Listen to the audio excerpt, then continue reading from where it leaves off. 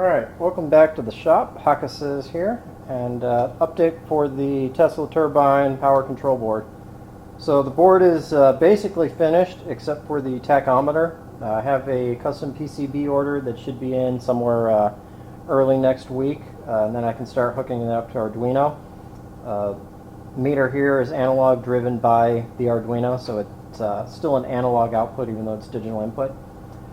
But anyway, I have this wired up, so hopefully, just want to do a real quick shakedown test to make sure this stuff actually runs. So voltage is good. Set it at 110.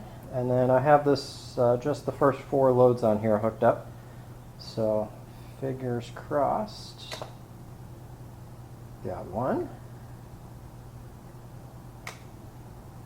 2. Oof. That is blinding.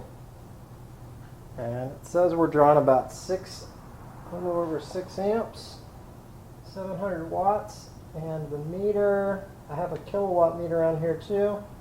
That shows 6.5 amps, so that's almost exactly what we were hoping.